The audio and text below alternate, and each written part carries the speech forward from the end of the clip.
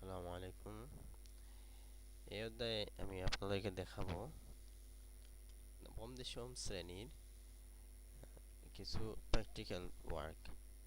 যেমন আমরা প্রথম যে কাজটি করব দ্বিতীয় অধ্যায়ে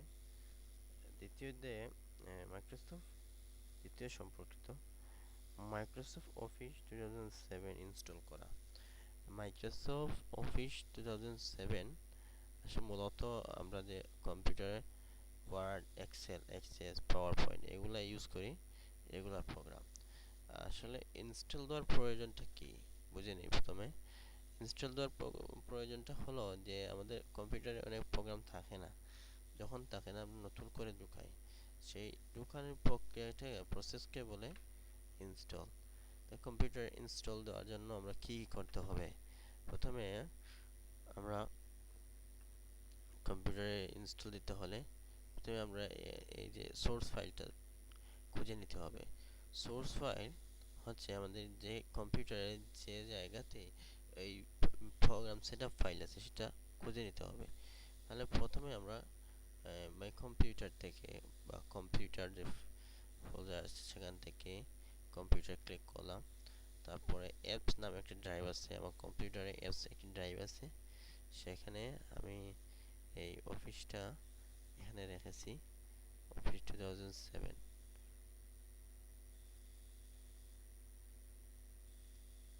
অফিস 2007 এই ফোল্ডারটি ওপেন করব। এখান থেকে আমরা ইনস্টল দেব। ইনস্টল দেওয়ার জন্য আমাদেরকে দুটি জিনিস করা লাগবে। প্রথমটা হচ্ছে যে আমরা সেটআপ আইকনটি ডবল ক্লিক করব। এখানে সেটআপ আইকনটি ডবল ক্লিক করার পরে কম্পিউটার অটো রান হয়ে যাবে, যে ওটার কাজ অটোমেটিকলি সে করে নেবে। তারপর তারপরে স্টেপ হচ্ছে এখানে একটা সিরিয়াল নাম্বার আছে বা সিডি কি আছে, সিডি কিটা আমরা একটু কপি করে পরবর্তীতে কাজে লাগবে। তাহলে সিডি কিটা ওপেন করলাম। ওপেন করার পর এটা নোটপ্যাডের একটা টেক্সট ডকুমেন্ট আসছে। সেখান থেকে আমরা এই যে কিটা আছে, কিটা আমরা এখান থেকে কপি করে নেই, এটা পরবর্তীতে কাজে লাগবে।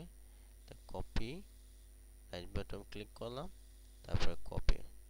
সিলেক্ট থাকা অবস্থায় আমরা যদি এরকম রাইট বাটন ক্লিক করি ওপরে নিয়ে লেখা, তাহলে এখানে কিছু মেনু আসে, ডপ, মাউসের রাইট বাটন দেখেন এখানে কপি পেস্ট আসছে। তাহলে আমরা এটা কপি করে নিলাম। এখন কাজ হচ্ছে যে আমরা এটাকে ডাবল ক্লিক দিয়ে সেটআপ প্রক্রিয়া শুরু করি। এবার আমরা এটাকে ইয়েস দিয়ে দিতে হবে, ইয়েস দিয়ে দিলাম। এখন দেখেন এখানে দেখেন এন্টার প্রোডাক্ট কি, লাইসেন্স নাম্বার যেটা আনছিলাম, এই লাইসেন্স নাম্বারটা বা সিডি কি যাই বলা যাক, এটা আমরা এখানে পেস্ট করে দেব। তাহলে লাইসেন্স নাম্বারটা পেস্ট করার জন্য এখানে রাইট বাটন ক্লিক করে পেস্ট করলেই হয়ে যাবে। দেখেন আমার লাইসেন্স নাম্বারটা ঠিক আছে, এখানে ঠিক চিহ্নই দেখা যাচ্ছে।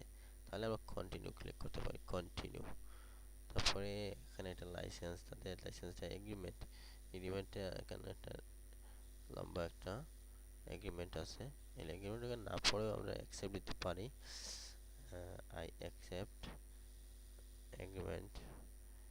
তারপরে এখানে কিছু জিনিস আমাদের চাচ্ছে যে এটা কাস্টমাইজ ইনস্টল করবো না যেরকম আছে সেরকম থাকবে।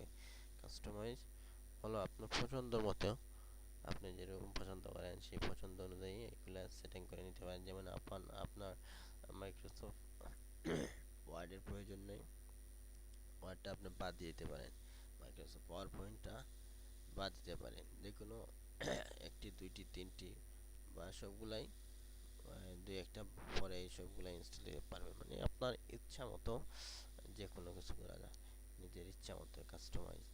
আর এখন আমরা দেখবো যে ইনস্টল নাও, আমরা দেব ইনস্টল নাও যেরকম আছে টপিক্যাল সেরকম হবে। তারপরে এখান থেকে কিছু সময় নেবে, উইন্ডোজ 7টা ইনস্টল হওয়ার জন্য অনেকক্ষণ সময় নেয়, তাই আমাদের একটু অপেক্ষা করতে হবে।